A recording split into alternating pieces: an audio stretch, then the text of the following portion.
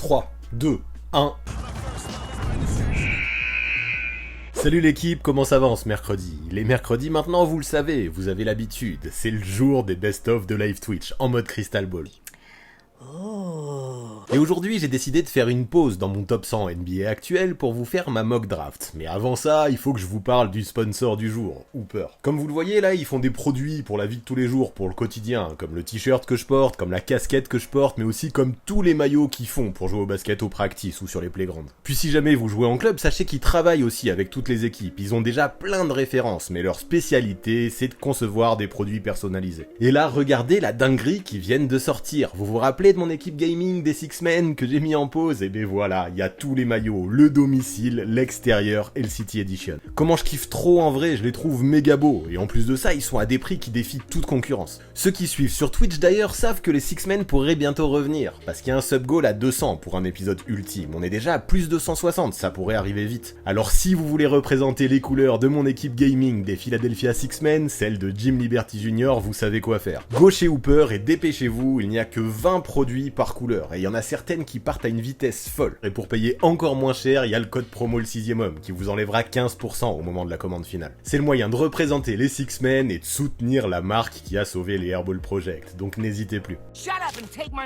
Sauf que Hooper, ça doit être une dinguerie ce qu'ils font aujourd'hui, si vous êtes là, c'est pour entendre parler de ma mock draft. Et de toute façon, c'était maintenant ou jamais parce que la draft c'est jeudi, alors on ne perd pas plus de temps et c'est parti, je vous dévoile ma mock draft NBA 2022.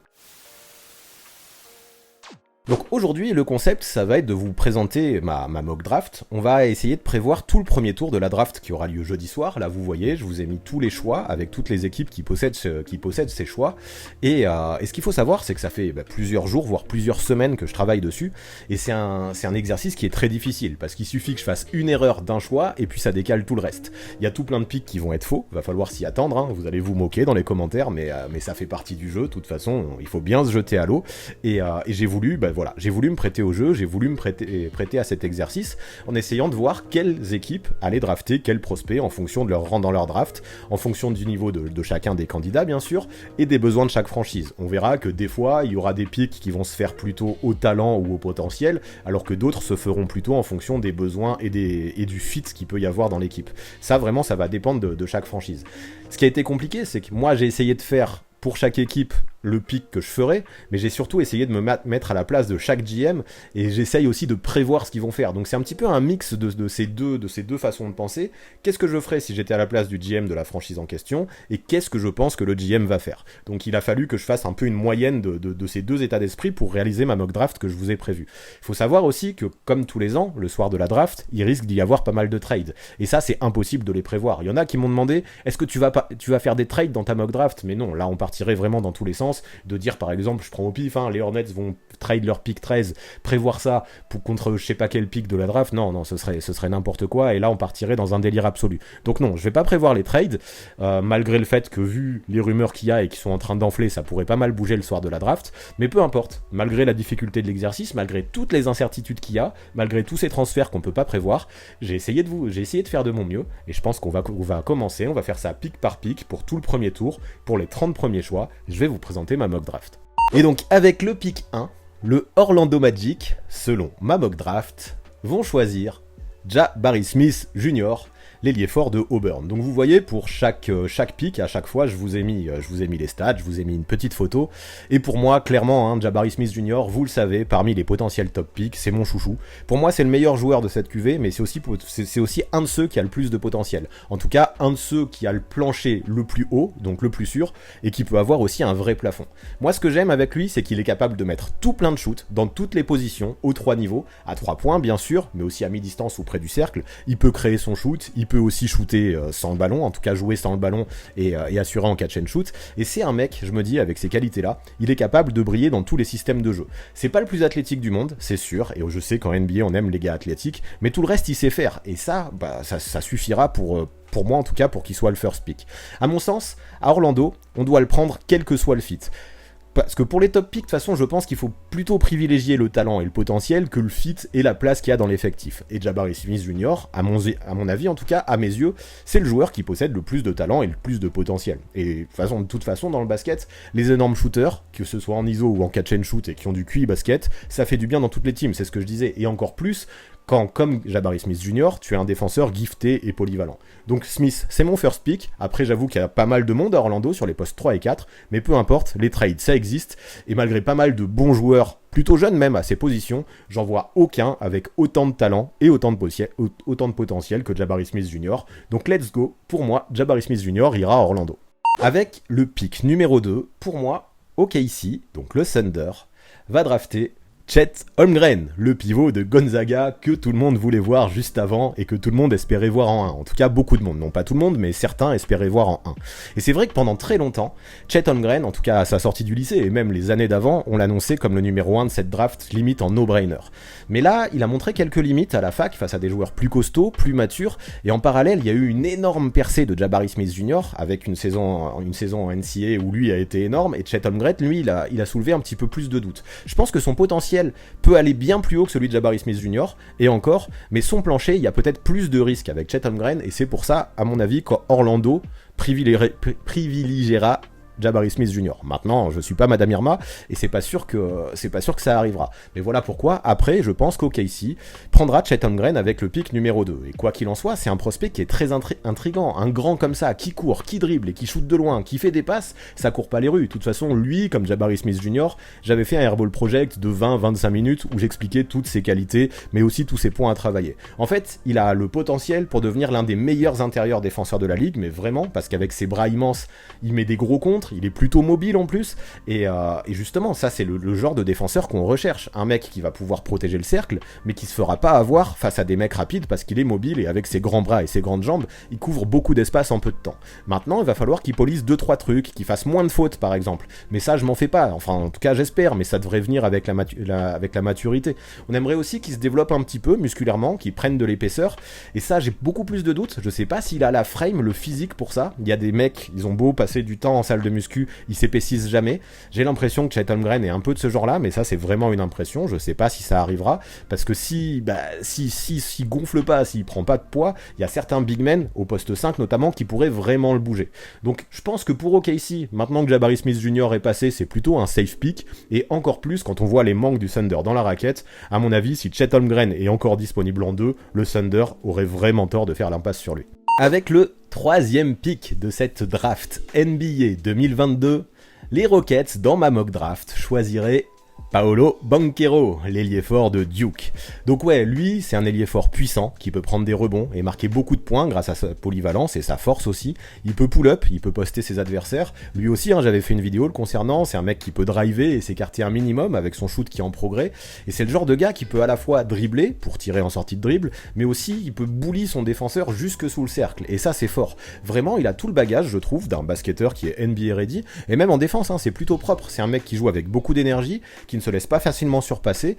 Mes doutes en fait vont un peu plus sur son côté irrégulier et le fait que parfois, pendant de longues minutes, il ait du mal à peser sur un match. Ça s'est vu notamment pendant la March Madness où des fois, pendant 10 minutes presque, il marquait pas un point et il était un petit peu fantomatique. Mais peu importe, pour moi, il y avait quand même vraiment 3 joueurs réellement dominants dans cette draft et dans mon scénario, les 2 autres ont été choisis plus haut. Donc les Rockets, à mon avis, ils auraient tort de faire l'impasse sur le 3e, c'est-à-dire Paolo Banchero. C'est peut-être le joueur offensif le plus polyvalent de la QV et je pense que l'utiliser au poste 4 avec un pivot comme Sengun par exemple, qui a de bonnes mains, mais ça peut être assez complémentaire à Houston. Il faut juste que l'équipe arrive à développer un vrai fond de jeu, ce qui a manqué cette saison, mais à mon avis, prendre Banchero dans une situation comme ça, où Smith Jr. et Holmgren auraient été pris avant, mais ça permettrait aux Rockets d'aller dans le bon sens. Avec le choix numéro 4 de cette draft NBA 2022, selon ma mock draft, les Sacramento Kings sélectionneraient Jaden Ivey, l'arrière, le combo guard de Purdue. Et là, pour moi, on est clairement sur le meilleur arrière de la draft. Vous connaissez, encore une fois, il fait partie des joueurs majeurs. Il a eu sa vidéo, lui aussi, dans mes Airball Project. Et lui, c'est un combo guard qui est super athlétique. C'est pas forcément un super playmaker, même s'il fait des passes. Pour moi, ses passes, il les fait plutôt grâce à ses qualités de scoreur. Mais justement, c'est un gros scoreur qui est hyper rapide, qui va vraiment à 100 à l'heure, et qui peut briller, et c'est ça que j'aime bien chez lui, avec ou sans le ballon. C'est pas seulement un croqueur qui va avoir besoin du ballon pour briller. C'est aussi un défenseur défenseur hargneux, même s'il a des limites physiques, il a quand même des grands bras et un gros mental, et un compétiteur qui plaît, en attaque comme en défense, et je pense que ce profil fera du bien aux Kings, qui justement galèrent à trouver un petit peu des joueurs compétitifs ces derniers temps. Avec les départs de Buddy Hield et de Haliburton, je pense qu'il y a de la place au poste 2 à Sacramento, et Ivy peut clairement prendre cette place, et avec De'Aaron Fox, il formerait, je pense, le backcourt le plus rapide peut-être, et le plus dynamique de la NBA en ce moment, probablement. Bon, après, c'est vrai, c'est pas un super shooter encore, même s'il a beaucoup progressé, et ça montre qu'il a une bonne éthique de travail, et en fait, il a encore tout plein de choses à polir, comme sa prise de décision un petit peu. Cependant, je pense qu'à Sacramento, il est temps de passer un vrai step après tant d'années sans playoff, et à mon avis, le gros mental de Jaden Ivey, ainsi que ses qualités diverses, ça peut les aider à ça. Avec le choix numéro 5 de la draft NBA 2022, selon mon avis en tout cas et selon ma mock draft, les Detroit Pistons vont sélectionner Shaedon Sharpe, l'arrière si mystérieux de Kentucky dont j'ai parlé dans une vidéo samedi dernier.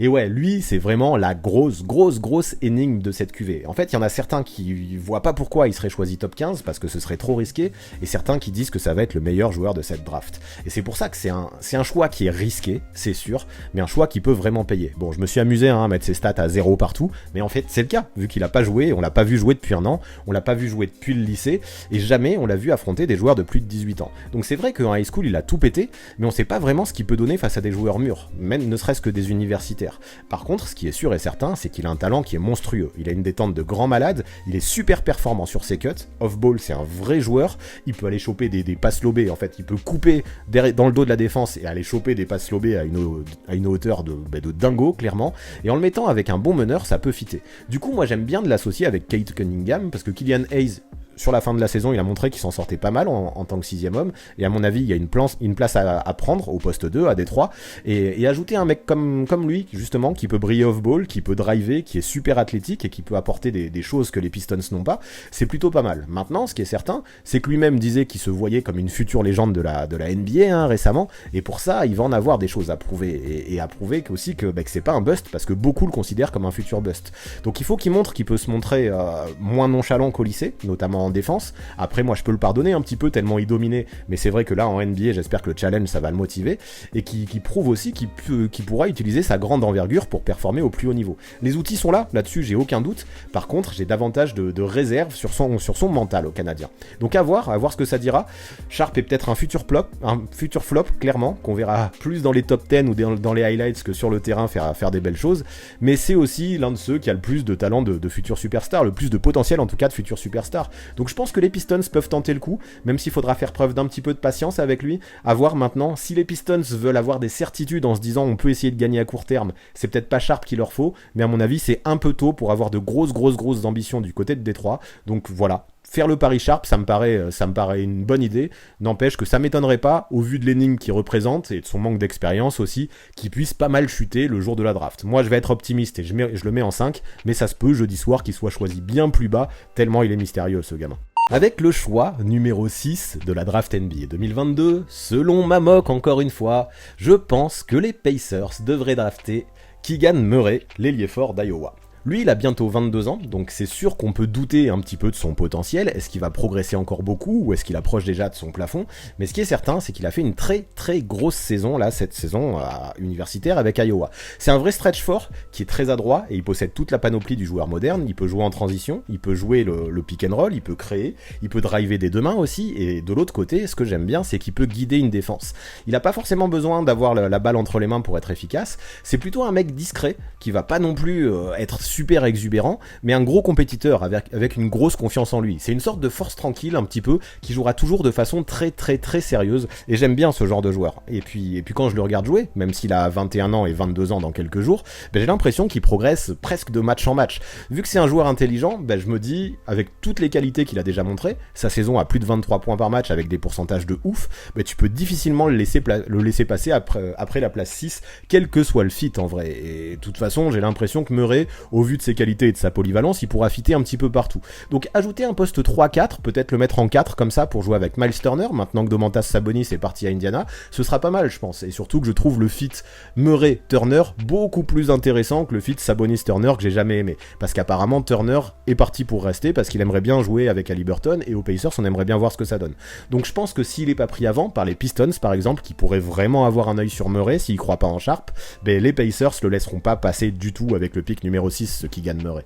Avec le pick numéro 7 de ma mock draft 2022, les Portland Trail Blazers prendraient Bénédicte Mathurin, l'arrière ailier canadien de Arizona. Et lui, il a vraiment explosé justement à la fac pour sa saison sophomore, et c'est devenu un joueur majeur de son programme, hein. Et Arizona, on le sait, c'est plutôt un gros programme, et ça, personne, je pense, avant sa saison sophomore, l'avait vu arriver à un tel niveau.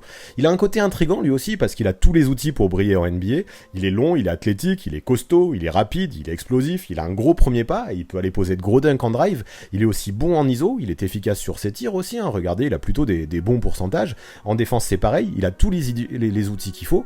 Mais le souci, c'est que il est encore spécialiste de rien, il fait des choix encore qui peuvent poser question, et en fait tout doit être poli, tous les domaines doivent encore être polis, que ce soit le dribble, l'attention défensive, la sélection de tir, les choix offensifs aussi, donc ça peut faire peur, mais ça peut aussi enthousiasmer et hyper du monde, parce qu'il a une vraie marge de progression aussi. Donc perso, l'imaginer à Portland, qui est en train de reconstruire complètement sa team, j'aime bien l'idée. L'équipe en plus a perdu Covington et Powell l'an dernier lors de transfert, pour faire de la place dans le cap. Il y a de la place maintenant pour un joueur comme Mathurin sur les ailes, avec ses qualités ça peut devenir un vrai two-way player qui sera utile dans l'Oregon, qui trouvera vraiment sa place à mon avis dans cet effectif, et de toute façon même si Lillard va revenir, ils ont rien à perdre à tenter un pari sur un mec qui a tous les outils qu'il faut et un vrai potentiel du côté de Portland. Avec le pick numéro 8 de la draft NBA, en tout cas de ma mock draft NBA 2022, c'est un peu ma grosse cote, c'est un peu ma petite surprise, mais je pense que les Pelicans vont prendre Johnny Davis, le combo guard plutôt arrière de Wisconsin. Et je pense que c'est vrai qu'un choix numéro 8, ça peut paraître assez haut pour Davis. Mais en fait, je pense que du côté des Pelicans, on a besoin aussi de penser compétition, de penser ambition, et j'aime bien vraiment le fit de Johnny Davis avec les Pels. C'est vrai que ça manque d'un vrai meneur à Nola. Devonte Graham, alors c'est pas forcément un vrai meneur, mais ça manque en tout cas d'un meneur, il faut tenter des trucs, parce que Devonte Graham, ça a pas marché, Kyra Lewis Jr., il met du temps à se développer, José Alvarado, c'est sympa, c'est un vrai hustler, mais il a quand même des limites, et Johnny Davis, je pense, au milieu de tout ça, il pourrait trouver sa place, même si lui, c'est plutôt un combo. C'est un gars qui peut tout faire sur le terrain, c'est un bon scoreur, un mec qui est explosif, qui peut aller dans la raquette ou s'arrêter pour un mid-range, il peut aussi envoyer des flotteurs, il peut très bien gérer le pick and roll aussi. Tout ça j'aime beaucoup. Après c'est pas un super shooter de loin, mais il peut le faire de temps en temps, et de toute façon il y a d'autres shooters chez les Pelicans. Et ce que j'aime bien, c'est que dans une équipe ambitieuse comme Nola, comme je vous disais tout à l'heure, il peut apporter son vrai mental de gagnant, parce que c'est vrai, c'est un winner, c'est un compétiteur, le Johnny Davis. Il a énormément progressé cette année, il a montré aussi qu'il pouvait se battre énormément en défense et au rebond. C'est aussi un mec qui partage beaucoup, qui kiffe jouer avec les autres, et dans les équipes qui veulent gagner, je pense qu'un mec qui est dévoué au collectif comme lui, ça peut faire du bien. Donc c'est vraiment le genre de gars que les coachs adorent avoir dans leur team. Avec Willie Green, je pense que ça peut faire un super fit. Donc ok, je le répète, c'est vrai qu'un pick numéro 8, c'est haut par rapport aux autres mock drafts pour un Johnny Davis, mais je me dis, aux Pelicans, quand on a des ambitions, pourquoi pas.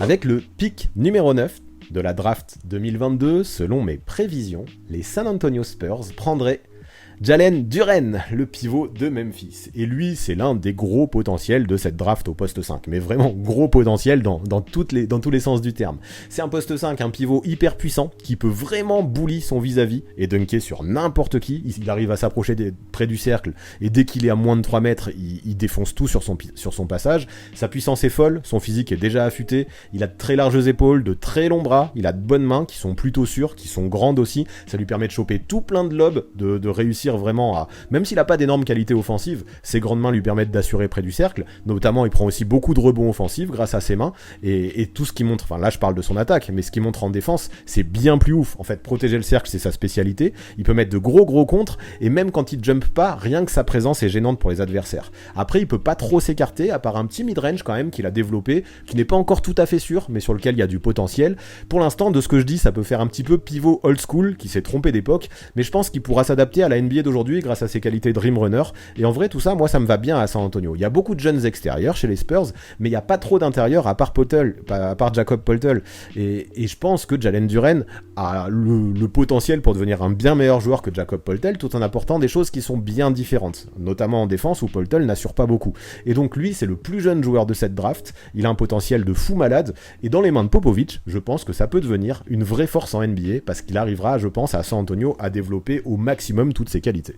Avec le pick numéro 10, selon mes prévisions de la draft NBA 2022, les Washington Wizards drafteraient Dyson Daniels, l'arrière de la Ignite Team en G-League. Alors lui, c'est un très très gros talent, un gamin en provenance d'Australie, qui forme de plus en plus de bons joueurs.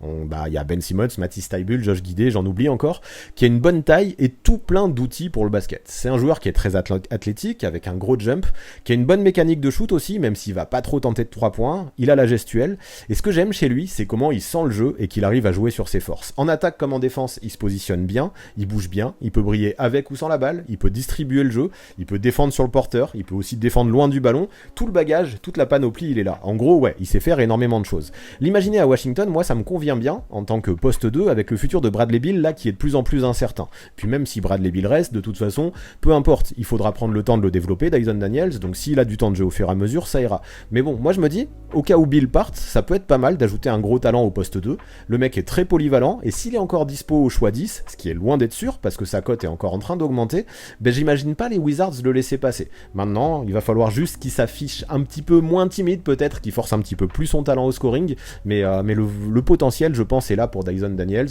et j'aime bien l'idée de le voir à Washington. Avec le pick numéro 11 de la NBA Draft 2022, selon mes prévisions, les Knicks drafteraient AJ Griffin de Duke. Alors lui, beaucoup de mock draft le voient plus haut, et c'est vrai qu'il est très bon, il est très jeune, il a beaucoup de potentiel, et vraiment c'est un des joueurs que je préfère, c'est un de mes chouchous de cette cuvée de draft, mais le souci c'est qu'il a énormément de problèmes de blessures, il a pas joué beaucoup de matchs cette saison, et moi je me dis, est-ce que des équipes vont prendre le risque de prendre un joueur qui est si souvent à l'infirmerie? J'en sais rien. On le voit avec pas mal de joueurs récents, malgré tout le talent de pas mal de joueurs, mais quand il est à l'infirmerie et qu'il est pas sur le terrain, ça sert pas à grand chose. Donc moi je suis assez certain que s'il n'y avait pas tant de doutes sur sa santé, il aurait pu être choisi limite dans le top 5, même assez facilement, mais là vraiment il y a des doutes énormes et qui moi me posent vraiment question, et pourtant comme je l'ai dit, c'est un joueur que j'aime beaucoup. Donc le prendre en 11 maintenant, ça me paraît plutôt raisonnable. Le prendre avant, je pense que c'est un peu risqué, mais quand je suis les Knicks là, l'imaginer pick en 11, je trouve que c'est pas mal et ça peut être un sacré bon coup pour eux. Avec AJ Griffin, s'il reste en bonne santé, il pourrait faire un vrai style. C'est un énorme joueur de 1 contre 1 qui peut porter la balle, qui peut mettre les pressions sur les défenses adverses et aller chercher des lancers francs, même s'il force pas trop son talent au scoring, parce que c'est un joueur collectif, il arrive à faire tout plein de choses. C'est un mec qui shoot très bien aussi, qui est efficace, qui prend des tirs intelligents, ça lui permet d'avoir des gros pourcentages, et en défense, et c'est là que moi je l'imagine bien à New York, je le trouve vraiment super. Il a de bons fondamentaux, il a un vrai sens du jeu, il enchaîne les contres et les interceptions, où il fait des bonnes stats dans les domaines, même si ça se voit pas trop là, on voit quand même qu'il est très utile dans ces domaines. Il a aussi des bras immenses qui lui permettent de switcher sur beaucoup de postes, et je sais qu'à New York on cherche surtout un meneur, mais cette draft elle est pas forcément hyper profonde à ce poste, et un Ty Washington je le vois pas pick si haut. Alors améliorer la défense sur les ailes qui a beaucoup manqué cette saison avec les départs de la défense au périmètre, les départs de Elfrid Payton ou de Reggie Bullock notamment ont fait beaucoup de mal à Phoenix. Je pense qu'ils auraient tout intérêt à essayer de se renforcer dans le domaine, et l'associer à un RJ Barrett pour créer un duo que je trouve hyper complémentaire, défensivement comme offensivement, mais je pense que c'est une bonne option pour les Knicks si AJ Griffin est encore dispo au pick numéro 11. De toute façon là il y a pas mal de rumeurs qui affirment que les New-Yorkais pourraient essayer de trade up le soir de la draft pour peut-être prendre un joueur qui leur plaît, qui serait plus haut, mais pour l'instant on peut pas vraiment savoir. Dans ma mock, en raison de ses doutes et de ses soucis de blessure, Griffin n'est pas choisi envers le pick 11, donc si New York a ce pick là, à mon avis ce serait une erreur de le laisser passer. Avec le pick numéro 12 de la draft NBA 2022, selon mes prévisions, à OKC, du côté du Thunder, on va aller choper Ousmane Dieng, l'ailier français qui jouait aux New Zealand Breakers dans le championnat australien cette année. Et voilà, il y a 4 Français à la draft, et voilà le premier que je vois partir avec le choix 12 du côté du Thunder. En fait, ces stats peuvent paraître assez basses comme ça, et je sais que dans le chat, pas mal jugent au niveau des stats, mais il faut être conscient quand même qu'il jouait dans un championnat de haut niveau, et ça lui a fait une vraie expérience pro. Je sais pas si le Thunder va garder tous ses picks, ils en ont encore 2, même ils ont déjà transféré leur pick 30 du côté de Denver, mais si c'est le cas, si ils ont leur pick 12, je pense qu'Ousmane, ça peut être une très très bonne option pour eux après avoir choisi Holmgren avec le pick 2. Ousmane, j'en avais parlé dans mon Airball Project, il a vraiment progressé cette année. En fait, le truc, c'est qu'il fait la taille d'un poste 4, il fait 2m08, mais il a le jeu d'un poste 2, il est super fluide, il sait dribbler, c'est super intéressant, il peut créer son shoot aux 3 niveaux, c'est un mec qui est très créatif, et lui, son gros problème, c'est que ses pourcentages inquiétaient en début de saison. Et là, on le voit, hein, ses pourcentages sont pas du tout hauts, et pourtant, ils ont énormément progressé, parce que sur les 10-15 derniers matchs, il a complètement explosé, en doublant presque sa moyenne de points, et en ajoutant quasiment 10% à chacun de ses pourcentages. Et en fait, on l'avait vu très haut dans les mock drafts avant sa saison chez les Breakers. Sur la première partie de saison, il a énormément baissé. Et là, tous les gens qui l'ont vu progresser et qui l'ont vu dernièrement sont à nouveau très hypés par Ousmane Dieng, parce que ça a rassuré beaucoup de monde de voir comment il s'était vite adapté finalement à un championnat professionnel comme celui de l'Australie, où ça joue très physique, avec un tempo assez élevé et avec des joueurs très athlétiques. Donc ouais, c'est un mec qui est rapide pour sa taille, qui est très mobile, qui a une grosse envergure, tout ça, ça l'aide des deux côtés du terrain. C'est un joueur pour qui tout semble facile, qui a un réel potentiel de two-way player aussi. Donc je pense ensuite, comme beaucoup de prospects, à ce niveau-là, pour OKC, je pense qu'il faut drafter au potentiel. Et lui, je pense que ça va être un mec avec qui il faudra être patient. Mais ça tombe bien. À OKC, on a la place pour lui donner des responsabilités, je pense. Et surtout, à OKC, on a le temps, parce que ça m'étonnerait que l'équipe veuille être compétitive dès la saison suivante. Donc je pense qu'en poste 3, par exemple, il pourra apporter quelque chose que le Thunder n'a pas, qui pourront développer et qui pourra devenir très fort dans sa polyvalence. Et du coup, je trouve le fit plutôt intéressant pour Ousmane Dieng, notre premier tricolore du jour. Avec le pick 13 de la draft NBA 2022, les Charlotte Hornets, selon mes prévisions, pourraient prendre Jeremy Sohan.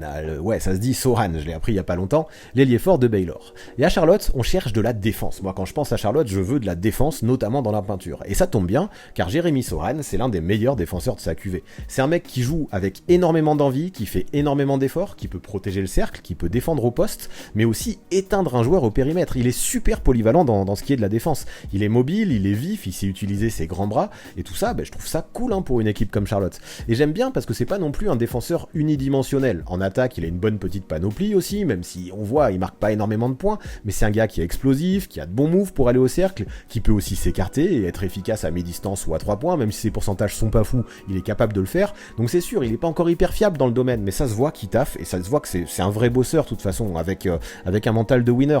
Donc s'il valide tout ça, s'il valide ses progrès dans le futur, d'ici 1, 2, 3 ans, et il peut devenir un vrai stretch fort, et son potentiel, je pense que pour une équipe pour les Hornets, notamment par rapport à ce qu'il apporte en défense, peut être attirant. Donc ouais, comme je dis, moi c'est plutôt pour la défense que je le veux à Charlotte, et vu ce dont il est capable dans le domaine, je pense qu'il pourrait vraiment être un des pions qui pourrait aider la team à step up dans ce qui est sûrement sa faiblesse principale à l'heure d'aujourd'hui. Avec le pick 14 de la draft NBA 2022, selon mes prévisions, les Cleveland Cavaliers prendraient Malachi Branham, l'arrière d'Ohio State. Et avec Branham, on a un arrière qui est très athlétique, qui multiplie les efforts, et de nombreux efforts des deux côtés du terrain. C'est un mec qui est costaud, qui est explosif, qui est du genre à tout donner, qui donne vraiment ses poumons, qui met ses tripes sur le parquet, et ça j'aime bien. Il a été vraiment excellent pour sa saison freshman là à Ohio State, même s'il a plutôt explosé sur la fin. Il peut scorer aux 3 niveaux avec pas mal d'adresse, même si c'est pas un scoreur pur. Il est excellent sur ses mid-range, il sait comment être efficace sur ses tirs aussi, il a des bons pourcentages, il connaît ses forces, il arrive à accéder à ses spots. Donc voilà, c'est pas un scoreur, c'est pas un mec qui forcera, mais c'est un mec qui fera peu d'erreurs. Et en fait, il a un bon handle aussi, qui fait qu'il a aucun mal à pull-up. Donc à Cleveland, je sais pas trop ce qu'on va faire de Colin Sexton par exemple, qui est restricted free agent. Alors ajouter un poste 2, un extérieur comme ça, qui peut scorer et bien défendre, pour aller aux côtés d'un mec comme Isaac Okoro par exemple, je les trouverais complémentaires les deux sur les postes 2 et 3. Donc je pense que ça pourrait être en plus de ça un très bon complément à Darius Garland. Il n'y a pas forcément besoin de mecs qui vont mettre beaucoup de points du côté des Cavs. Par contre, des hommes à tout faire qui défendent fort dans une équipe qui a une mentalité de défenseur, je trouve que ça peut être une bonne idée. Donc Branham à Cleveland avec le pick 14, je kiffe cette idée et ce projet pour les Cavaliers. Avec le pick numéro 15, c'est encore une fois autour de Charlotte, là, qui a drafté déjà avec le pick 13.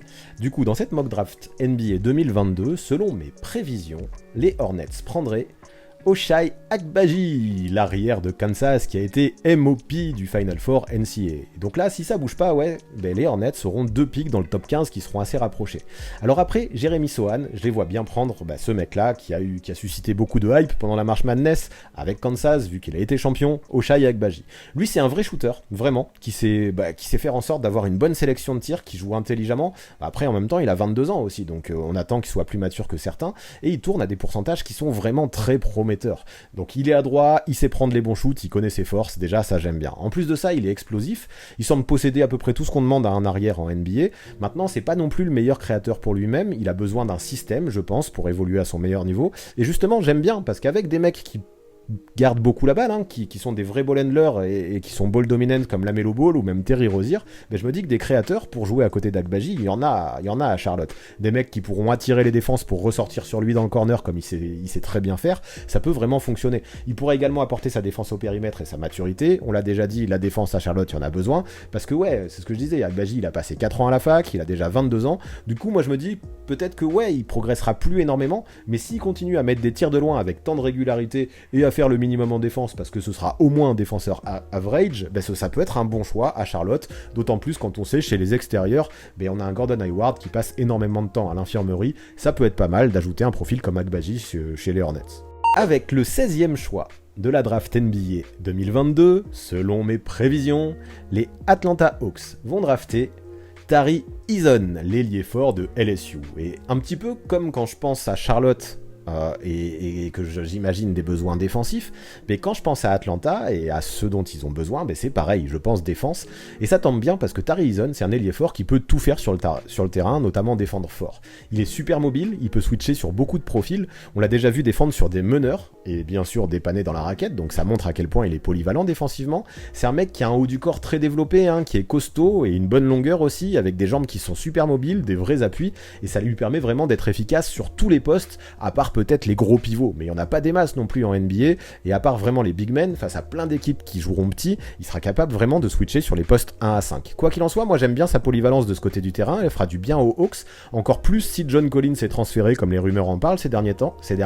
Pour l'instant, c'est difficile de prévoir l'avenir de John Collins, donc en plan de secours, en plan B, ça peut être pas mal. Donc après, c'est vrai que Tari Eason en attaque, il brille un peu moins, même s'il met ses 17 points par match, mais c'est un jeune qui joue avec son cerveau, qui sait insister sur ses forces aussi. Si vous avez écouté ce que je dis depuis le début de cette mock, vous savez que j'aime bien ce profil de joueur intelligent. C'est un vrai gars qui participera au collectif, qui facilitera la circulation de balles aussi, qui saura attaquer le cercle sans trop de soucis, et vraiment jouer juste à bon escient, en prenant souvent les bonnes décisions. Après, il a peut-être encore un peu de mal à s'écarter, ne serait-ce qu'à mi-distance, ça lui fera du bien de taffer son shoot un petit peu, c'est sûr et certain, mais pareil, un petit peu comme je disais pour Jalen Duren qui a des mains immenses, mais c'est le cas de Tari Eason, il me semble que c'est un de ceux qui a eu les plus grandes mains mesurées lors du combine, et on sait à quel point c'est un avantage dans le basket, il n'y a qu'à voir les mains de Kawhi Leonard, donc notamment pour piquer des ballons et insister sur ses forces en défense, Tari Eason peut être très bien aux Hawks, et au vu de tout ce qu'il peut apporter dans sa polyvalence des deux côtés du terrain, à mon avis ça peut être un bon pick pour Atlanta avec le choix 16. Avec le pick numéro 17 de la draft NBA 2022, selon mes prévisions, les Houston Rockets prendraient Ty Washington, le meneur de Kentucky que tout le monde attend depuis le début, je le vois dans le chat parce que je sais qu'il suscite énormément de hype. Cependant pour moi, et c'est vrai qu'il est pas très haut d'habitude dans la plupart des mocks, et moi non plus je l'ai pas mis très haut parce que quand même il possède de vraies limites physiques. Par contre là on est sur le deuxième pick du premier tour pour les Rockets qui selon ma mock ont déjà pris Paolo Banchero, donc j'irai vers un autre profil et pourquoi pas un meneur. J'aime bien Kevin Porter Jr. et Jalen Green, mais les deux pour moi c'est des postes 2 un peu trop croqueurs et Ty Washington pourrait bien les compléter et surtout au vu de sa vitesse il pourrait se sentir plutôt bien dans le jeu up-tempo des Rockets, parce que pour l'instant, à part jouer vite, les Rockets font pas grand-chose. Et Ty Washington, dans un tempo comme ça, dans un jeu comme ça qui est rythmé, il pourra se retrouver. En fait, c'est un meneur qui constamment va pousser la balle vers l'avant, qui pourra jouer en transition. C'est aussi un très gros dribbleur qui peut créer d'énormes crosses et créer la séparation. C'est pour ça qu'il suscite de la hype et c'est pour ça que beaucoup l'aiment. En plus, il sort de la NBA Factory à Kentucky, donc la hype est encore plus grande concernant Ty Washington. Après, il a une bonne mécanique de shoot, mais il doit encore travailler sa régularité. Ses pourcentages sont bons, mais il peut aussi connaître de gros creux. Il doit aussi améliorer sa sélection, et moi son plus gros problème, mais je sais pas si à Houston on cherche vraiment ça sur les postes arrière, c'est sa défense, parce qu'il est limité, il est pas forcément très long, il est pas bien grand, mais il se bat quand même, et ça pourra faire peut-être le minimum avec un peu d'effort. Ce que j'aime aussi, et ça je l'aime chez beaucoup de joueurs, je l'ai dit depuis le début, c'est que même si c'est un meneur, il peut également briller off-ball, également proposer de bons cuts, et également être dangereux sur catch and shoot, c'est pas mal quand on a des croqueurs de ballon comme Kevin Porter Jr. et Jalen Green, donc ouais, que ce soit dans le 5 ou en sortie de banc, je l'imagine plutôt bien chez les Rockets, le Ty. Avec le pick numéro 18 de la draft NBA 2022, selon mes prédictions, en fonction des joueurs qui ont déjà été choisis et de ceux qui restent, les Chicago Bulls sélectionneraient Mark Williams, le pivot de Duke. Et là encore, si je réfléchis aux besoins des Bulls, je veux un pivot en doublure de Vucevic, parce que Tony Bradley c'est un peu limite, mais surtout un pivot défenseur, tant Chicago galère dans la protection du cercle.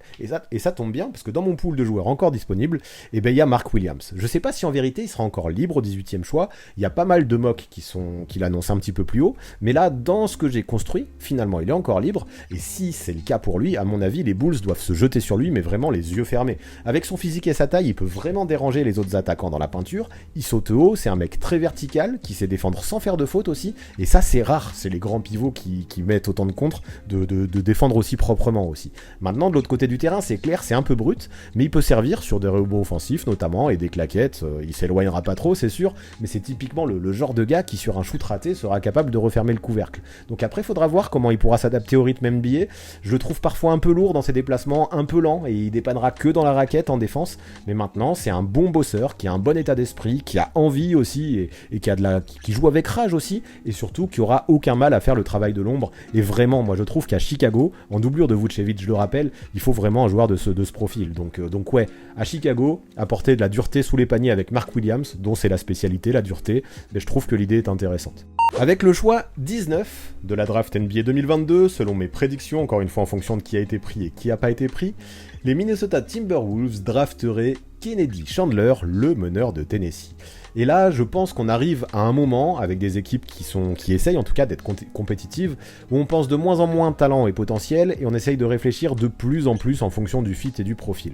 Et c'est vrai que Chandler est souvent prévu plus tard, dans pas mal de mock drafts, mais je pense que ce serait pas mal d'ajouter un meneur chez les Wolves derrière Patrick Beverley, dans un profil assez différent.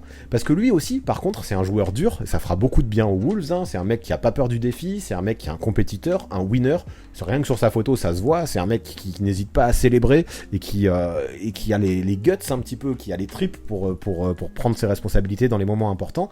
Mais surtout, moi ce que j'aime chez lui, c'est qu'il a de vraies qualités dans le playmaking, il peut faire des passes et il peut organiser une attaque. En parallèle, il peut jouer vite, il peut accélérer le jeu, ce que Beverley fait pas trop, et il peut aussi conclure très fort avec de grosses qualités athlétiques. C'est un excellent dribbleur qui a montré d'énormes progrès sur son jeu en pull-up, il est aussi capable de jouer sans la balle, et ça aussi, ça laissera l'occasion à Anthony Edwards de créer et lui potentiellement de se décaler. Et en rotation, là on parle plutôt de joueurs de rotation, hein, maintenant plus on avance dans la mock et plus on va parler de joueurs rotation, mais je reste persuadé qu'ajouter un poste 1 comme lui, derrière Beverley, dans une draft en plus qui en possède peu, mais ça peut être une bonne idée du côté de Minneapolis. J'aimerais juste qu'il travaille un petit peu ses lancers francs, notamment parce que ses lancers francs, 60% pour un meneur, c'est pas loin d'être rédhibitoire. Mais sinon, sur tout le reste, notamment le playmaking et sur tout ce qu'il sait faire, j'aime bien cette idée de Kennedy Chandler à Minnesota. Avec le choix numéro 20 de la draft NBA 2022, les Spurs pourraient prendre, selon mon prévision et mon tableau de draft que j'ai formé jusque-là, Nikola Jovic, l'ailier en provenance de Serbie. Et l'imaginer jouer aux Spurs, lui, c'est vraiment un choix du cœur. Et maintenant que je leur ai fait drafter un pivot avec Jalen Duren, pourquoi pas tenter le pari Nikola Jovic. C'est vrai qu'il y a du monde à ce poste-là, à San Antonio, mais dans son profil, il est unique. C'est pas un mec très athlétique, alors qu'on prend un Keldon Johnson, par exemple, qui joue au même poste, c'est un profil très différent, qui est super athlétique. C'est pas non plus un spécialiste de la défense, mais offensivement, quel crack le Nikola Jovic. C'est un vrai point forward à la Serbe, qui peut créer pour lui, qui peut créer pour les autres, qui possède une vision de jeu élite, et en termes de talent offensif et de polyvalence, je pense qu'il y a peu d'autres joueurs dans cette cuvée de draft qui peuvent rivaliser avec lui. Je trouve qu'il a beaucoup baissé dans les mocks cette dernière année, alors qu'il était bien plus haut il y a à peine un an, mais tout ça c'est à cause de son manque de qualité athlétique et peut-être son manque de défense. Mais on le sait, il y a des joueurs européens, on leur reproche ça, et leur cerveau, leur QI basket leur permet finalement de briller. J'aime vraiment comment il peut porter la balle et accélérer notamment en transition. Sur demi-terrain c'est la même, il peut vraiment être décisif grâce à sa vision de jeu, et malgré son manque d'explosivité, malgré son manque de qualité athlétique, il a quand même pas mal de puissance grâce à des épaules pas mal développées qui l'aident à attaquer le cercle. Je suis désolé là pour la pluie, j'espère que vous m'entendez quand même bien parler, mais c'est violent ce qu'il est en train de tomber sur mon Velux. Donc ouais, bref, pour revenir à Jovic, imaginez un joueur comme lui avec ses qualités de facilitateur et sa science du jeu sous un coach comme Popovic, forcément ça me fait kiffer par avance, parce que j'ai l'impression que c'est tout à fait le genre de joueur que coach Pop adore quoi. Avec le pick 21 de la draft NBA 2022, selon mes prédictions, les Denver Nuggets drafteraient Jaden Hardy, l'arrière en provenance de la Ignite Team en G-League. Lui, quand il était au lycée, il faisait partie des énormes sensations tant son talent au scoring était ultime. C'est un arrière qui s'est vraiment créé pour lui, qui est très explosif. C'est un bon ball handler qui peut vraiment créer la séparation. Il peut faire danser ses adversaires aussi avec ses dribbles. Il peut balancer un gros pull-up dès qu'il veut. Et il a vraiment aussi un gros range sur ses shoots et j'ai aucun doute sur le fait qu'il possède déjà la distance NBA. Moi, le problème, et c'est pour ça aussi qu'il a autant chuté dans les mocks, c'est que son côté croqueur et sa sélection de shoots me crée vraiment du doute et je sais pas s'il gagnera un jour en maturité. Ce sera vraiment essentiel qu'il gagne en maturité pour ça et sans ça pourrait être vraiment un bust. Il joue des fois à l'envers malgré des bonnes stats au scoring. Regardez ses pourcentages, c'est assez significatif de comment parfois il force beaucoup trop et il est pas dans le flow du jeu. Mais à Denver, avec un coach comme Mike Malone qui sait être patient avec ses rookies, je me dis que ça peut être pas mal. Après, c'est vrai qu'au poste 2, on a déjà Bones Island aux Nuggets et ça peut faire embouteillage si tout le monde revient en forme. Mais bon, là, moi, Jaden Hardy, au moins dans un premier temps, je le vois plus dans la seconde unit et pourquoi pas l'associer avec Bones Island, avec l'équipe bis, quoi, avec cette seconde unit, en les utilisant au poste 1 et 2. Je sais bien qu'il n'y en a aucun des deux qui est un vrai meneur, mais peu importe, parce que les deux, ça peut être des dynamiteurs, les deux peuvent jouer avec et sans le ballon, surtout Island, sans le ballon quand même, les deux peuvent dribbler, les deux peuvent créer aussi un minimum pour les autres, donc je sais que c'est pas le fit idéal ces deux mecs-là, mais pourquoi pas tenter un coup, parce que là, quand même, avec le 21e choix, c'est vrai que c'est un pari, c'est vrai que peut-être il mûrira jamais, mais c'est quand même un des plus gros talents disponibles, Jaden Hardy. Peut-être un gros potentiel aussi, peut-être un style, même si j'y crois des masses, mais s'il atteint tout son potentiel, ça peut être un style. Et moi j'aime bien le backcourt très dynamique que ça peut faire parmi les remplaçants. En tout cas, on sait que Denver aime bien faire des gros coups, des bons choix à la draft, et peut-être que s'ils choisissent Jaden Hardy, ils pourraient continuer dans cette lignée. Avec le pick numéro 22 de la draft NBA 2022, selon mes prédictions, et en fonction de mon tableau que je vous affiche actuellement, les Memphis Grizzlies prendraient Walker Kessler, le pivot d'Auburn. Et à Memphis, j'aime bien l'idée d'ajouter un autre intérieur. Parce qu'on l'a vu, Steven Adams, il était parfois en difficulté en playoff, parce qu'il était pas mobile face à des équipes qui jouent petit. Et ce que j'aime bien, c'est que Kessler, même si c'est pas le plus mobile du monde lui non plus, il peut apporter pas mal de choses. Et ça fera du bien aux Grizzlies en sortie de banc, je pense. Une bonne alternative à Steven Adams. Donc ouais, c'est pas le mec qui va le plus bouger, qui va sortir non plus sur les extérieurs, mais j'aime beaucoup l'apport que lui peut avoir des deux côtés du terrain. Il est grand, il est costaud, et surtout il défend très intelligemment. J'adore comment il peut protéger le cercle, c'est un méga contreur, il était à plus de 4 comptes par match, il met des brouettes de contre, et ce que j'apprécie aussi, c'est sa science du jeu, c'est ce que je disais, son QI basket défensif, parce qu'il se place aussi très bien sur pick and roll. Donc même s'il sortira pas sur des extérieurs, il se fera pas punir sur des pick and roll, ce qui pourrait être rédhibitoire en NBA. Et en attaque aussi, il a un profil bien différent d'Adams, avec beaucoup plus de qualité. Kessler, il peut dribbler un peu, c'est fou, il peut limite faire des coast to coast, il peut s'écarter aussi, et malgré son physique de bûcheron, c'est un gars qui a beaucoup de toucher, qui a de vrais instincts pour le basket des deux côtés du terrain et qui peut apporter aux Grizzlies un profil dont il dispose pas vraiment et être efficace très vite pour répondre aux ambitions de ces Grizzlies. Alors pourquoi pas, avec un choix numéro 22, t'as pas grand chose à perdre et je pense que j'aime bien l'idée de Kessler pour Memphis. Avec le pick numéro 23, les Philadelphia 76ers pour la draft NBA 2022 prendraient, selon mes prédictions et au vu du tableau qu'on a déjà, Jalen Williams, l'ailier arrière de Santa Clara. Et à mon avis, les Sixers, ils ont surtout besoin d'améliorer leur profondeur de banc à tous les postes. On aimerait bien un pivot défensif derrière Embiid, mais là, il n'y en a plus des masses. Et là, je me dis que finalement, ça pourrait être pas mal de prendre un Jalen Williams. En tout cas, peu importe le poste, il va falloir prendre quelqu'un qui peut apporter assez vite et qui est une valeur assez sûre. Maintenant, c'est vrai qu'on attend beaucoup de rumeurs de trade du côté des Sixers, parce que peut-être qu'ils veulent un joueur plus confirmé qu'un rookie, et c'est clairement pas sûr que Jalen Williams soit encore disponible avec le choix numéro 23. Mais à voir. En tout cas, selon mon scénario, il sera encore potentiellement disponible, et moi je le cache pas, j'ai un vrai crush pour Jalen Williams. J'aime le fait qu'il ait un gros talent de scoreur, un mec qui peut créer pour lui, mais aussi exister quand il a pas le ballon en main. C'est un mec qui force pas, qui prend de bons tirs et qui possède un super handle qui lui permet de driver ou de pull-up à tous les niveaux. Même s'il a déjà 21 ans, il a encore du potentiel. À 3 points, c'est loin d'être un manche, il est quasiment à 40% de réussite. C'est pas le joueur le plus explosif du monde sur son premier pas, ça c'est sûr, mais il a quand même une bonne détente, il a des très longs bras, donc ça permet de compenser pas mal de choses, et ça lui permet de briller quand même dans tout plein de situations. Moi, ce que j'adore aussi avec lui, c'est qu'il a toujours, mais toujours la tête levée. Il fait beaucoup de passes, il a tous les outils pour défendre. Et avec un Jalen Williams, je pense que Philadelphie pourrait choper un bon élément pour son banc. Faudra juste voir ce qu'il donne en étant moins responsabilisé, parce qu'à Santa Clara, c'est sûr que c'est une petite fac, et certains croient que son niveau était un petit peu faussé, parce qu'il était over-responsabilisé dans un petit programme. Mais moi, j'y crois, malgré les doutes qu'il y a. Ça m'étonnerait, pour être honnête, qu'il soit encore disponible au pick 23, mais s'il est encore dispo, à mon avis, les Sixers auraient bien raison de se jeter dessus s'il décide de pas faire de trade le soir de la draft. Avec le 24e choix de cette draft NBA 2022, selon mes prévisions, en fonction de qui a déjà été pris avant, les Milwaukee Bucks prendraient Trevor Keels, le meneur de jeu de Duke. Et lui, c'est le prototype du combo guard qui est hyper costaud. C'est un bon dribbleur qui shoot bien, qui a été bien mis en valeur, vu qu'il joue à Duke aussi, et qui peut dégainer aussi bien en pull-up qu'en catch and shoot, donc c'est pas mal. Encore une fois, ça fait partie de ces joueurs que j'aime bien, parce qu'ils peuvent exister avec ou sans la balle. C'est un gars qui comprend très bien le jeu, qui sait très bien aussi utiliser les écrans pour se démarquer, et ça c'est très utile, et je pense que chez les Bucks, un profil comme lui ferait du bien. Bon après, c'est pas non plus un méga shooter, c'est clair, il a des progrès, et je suis pas sûr que je le ferais mener aussi.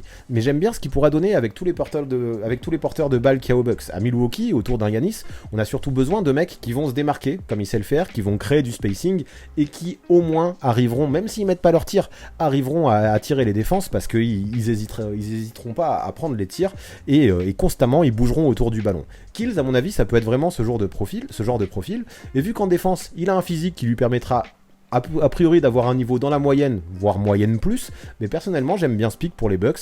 Il devra sûrement, comme je disais, potentiellement encore bosser son tir et apprendre à laisser davantage avec la maturité, il a que 18 ans donc il a du potentiel et ça viendra, apprendre à laisser un peu plus le jeu venir à lui, parce que des fois je me pose des questions sur sa sélection. Mais sur le reste du temps, s'il arrive à mettre ses shoots, à mon avis ça peut être un très bon choix pour les Bucks. Avec le 25e choix de cette draft NBA 2022, selon mes prédictions encore une fois et selon qui a été sélectionné, les San Antonio Spurs sélectionneraient Dalen Terry d'Arizona, le meneur d'Arizona, poste 1, poste 2.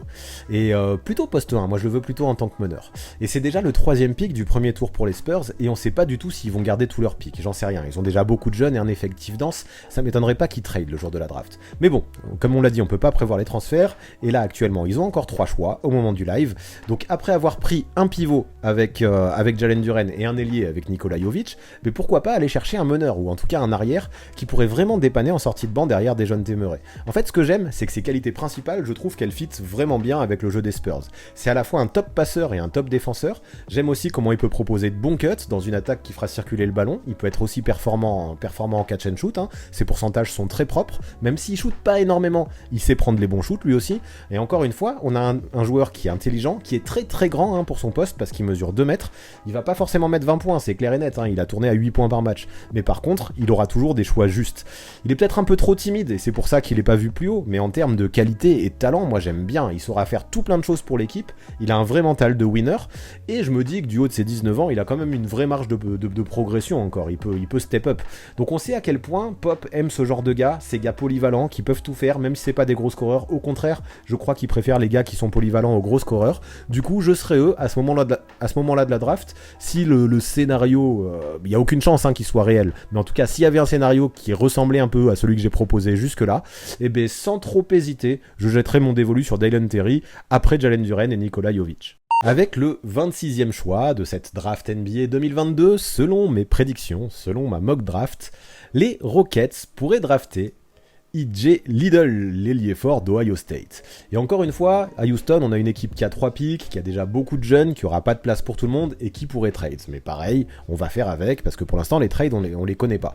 Parce que ouais, ils ont récupéré un pick de plus, là, en provenance de Dallas, dans le transfert de Christian Wood. Donc ouais, pas sûr qu'ils gardent tout. Mais si c'est le cas, en 26, vu l'état de l'équipe, qui est jeune et qui se reconstruit, je prendrais juste le meilleur joueur disponible, quel que soit son poste, tellement... là, avec les équipes qui jouaient quelque chose, j'ai plus pensé au fit. Là, Houston, vu que je les vois pas contender l'année prochaine, j'irais plus sur le talent. Pas forcément le potentiel, mais le talent. Et là, je leur ai fait prendre Banchero au poste 4, Ty Washington au poste 1. Banchero, ça peut être un 3-4, mais je me dis que ça peut faire un autre profil intéressant. Même s'il pourrait se marcher sur les pieds et pas avoir beaucoup de temps de jeu s'il y a Banchero devant lui, mais je me dis qu'il a quand même pas le même profil. Lui, c'est un poste 4 qui est bien costaud, qui peut aussi jouer poste 5 dans un dispositif small ball, et qui peut apporter une alternative à Alperen Sengun maintenant que Christian Wood est parti.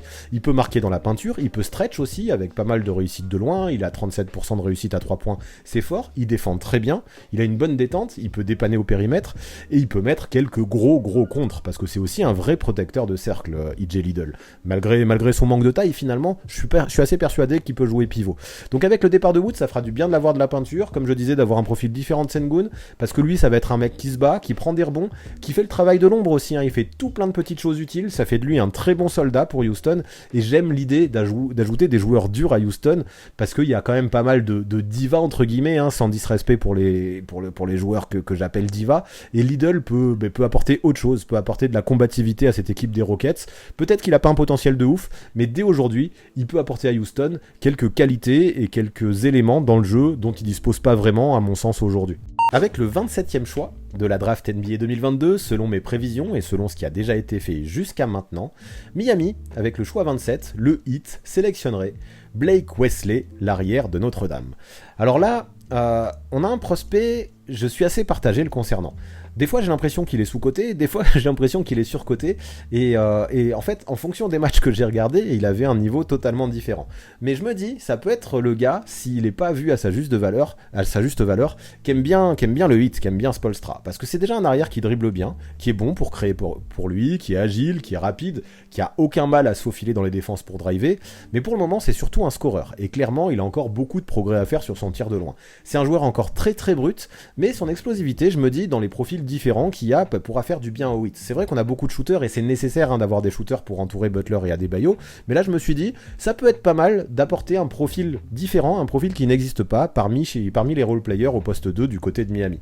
Sa vitesse et ses qualités athlétiques peuvent l'amener loin, je pense, dans le futur. Il faudra être patient, hein, donc c'est plutôt sur le moyen terme, mais si on a un Spoelstra qui, comme il sait le faire, arrive à lui tailler un rôle vraiment sur mesure, ça pourrait devenir un joueur très intéressant dans les années à venir et peut-être plus vite que ce que l'on pense si Eric Spoelstra justement lui donne pile le rôle qu'il veut. Il faut juste espérer qu'il polisse vite son jeu et qu'il prenne vite de l'expérience, parce que selon moi c'est un petit peu son péché mignon, sa sélection de shoot, ses choix offensifs, on le voit, hein, ses pourcentages sont pas hauts, comme je disais c'est pas non plus un excellent shooter, donc il va falloir qu'il soit un peu moins raw, un peu moins brut, qui gagne, hein, vraiment en expérience et en maturité, parce que si c'est pas le cas, dans une équipe qui a autant d'ambition que le Heat, il pourrait vite se retrouver à cirer le banc.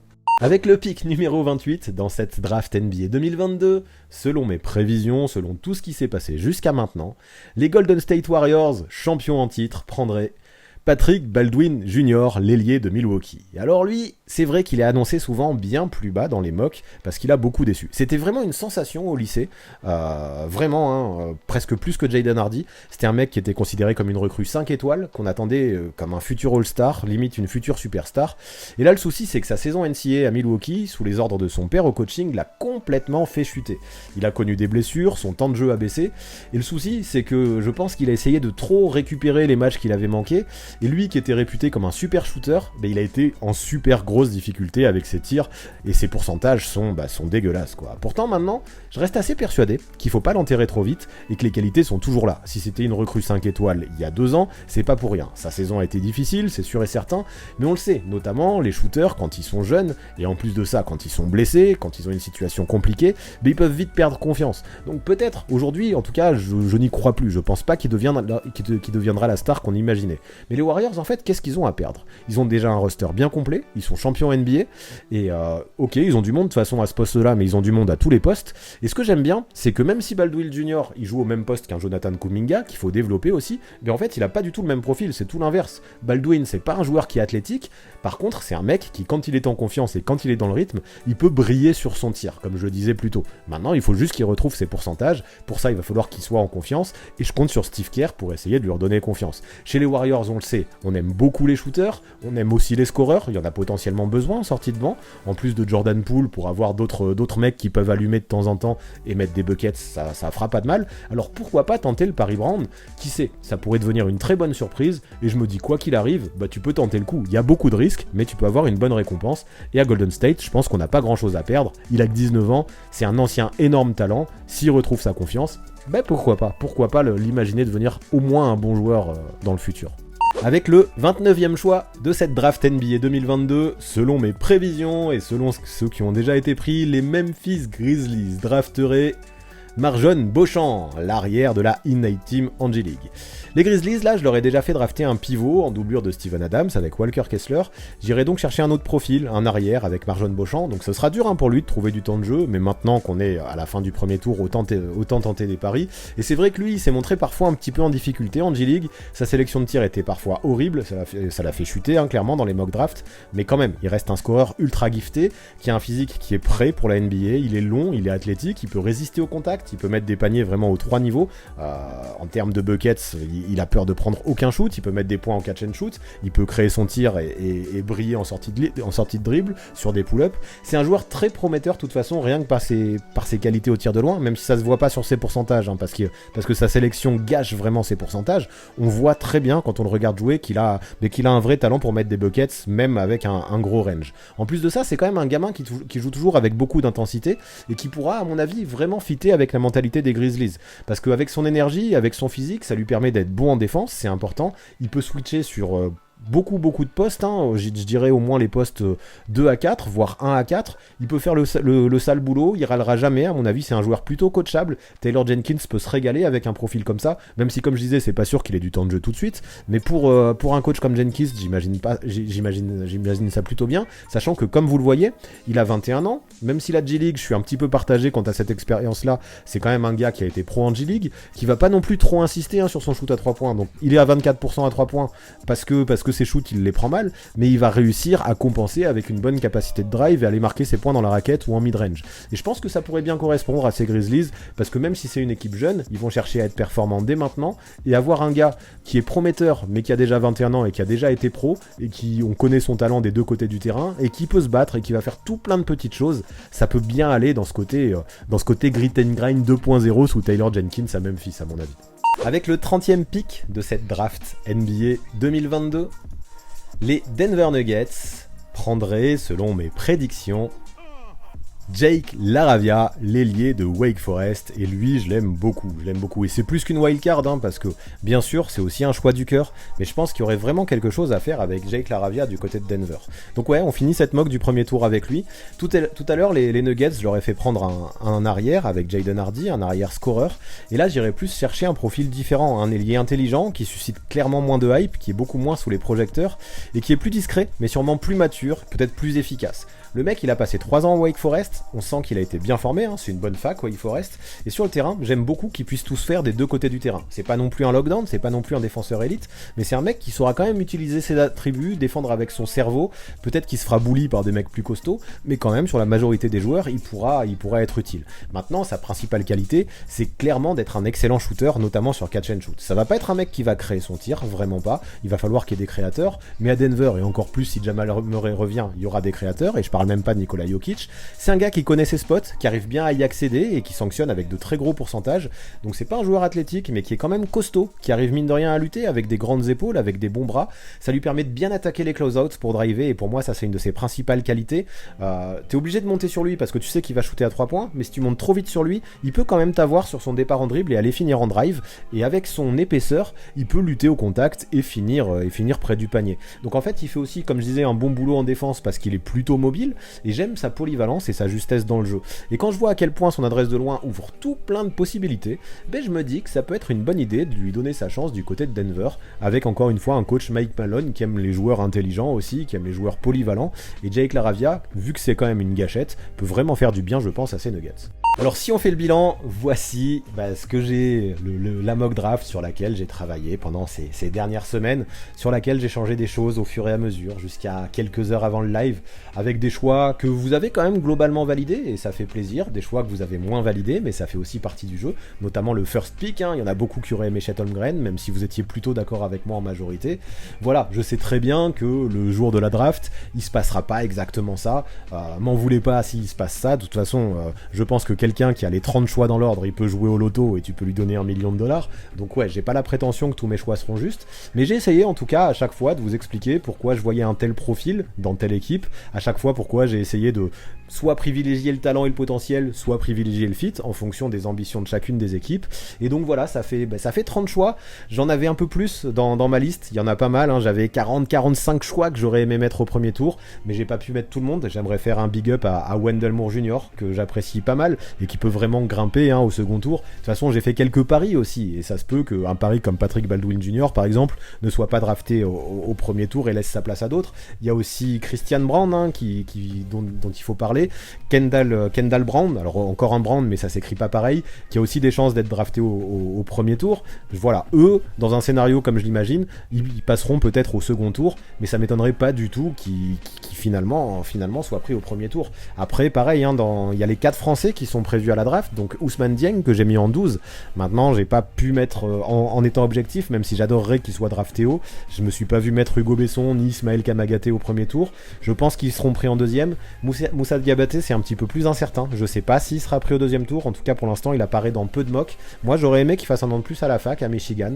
Mais peut-être que Moussa Diabaté, en tout cas, s'il a laissé son nom à la draft, je me dis qu'il a peut-être une promesse ou deux. Donc peut-être, pourquoi pas, le voir partir au second tour. C'est tout ce que je lui souhaite. Mais voilà, en tout cas, dites-vous que tous les joueurs que j'ai pas mis là et que vous voyez au second tour, les mieux classés, il y a tellement de choses qui peuvent changer. Il suffit que je me trompe d'un pic et ça décale tout. Donc un Wendell Moore Jr., je répète, un Kendall Brand ou un Christian Brand qui passe au premier tour, ça m'étonne pas du tout. Donc voilà, j'espère que ça vous a plu et que vous validez mon travail sur ces 30 choix de draft. Voilà pour ce qui est de ma mock draft NBA 2022, voilà pour ce qui est de ce nouveau Crystal Ball. Ça vous a plu? Vous trouvez mes choix cohérents? Vous trouvez qu'il y a de gros blasphèmes ou des dingueries? Vous n'êtes pas satisfait par le joueur que j'ai choisi pour votre équipe? Dites-moi tout ça en commentaire. Je vous le rappelle aussi, si vous voulez vous faire plaisir avec cette marque super quali qu'est Hooper, il y aura toutes les infos dans la description, le code promo aussi, ce sera l'occasion de choper votre ensemble des Six-Men avant qu'il n'y en ait plus. Et pour finir, vous connaissez les bails, on s'abonne à la chaîne, on active la cloche pour recevoir les notifications, on lâche un maximum de pouces bleus et on rédige ses meilleurs commentaires. Big up en tout cas à tous ceux qui sont restés jusque là dans la vidéo, c'est super important pour la mise en avant et le référencement sur YouTube, et gros merci à tous ceux qui continuent à soutenir sur Twitch ou sur Tipeee. Je vous le rappelle, on y est presque, à 200 subs on continue les Six-Men, et je sais qu'il y en a certains d'entre vous qui attendent ça faire. Du coup s'il vous plaît, n'arrêtez jamais, vous m'apportez trop de force, et si vous voulez toutes les infos pour soutenir la chaîne, vous trouverez ça aussi dans la description. A très vite.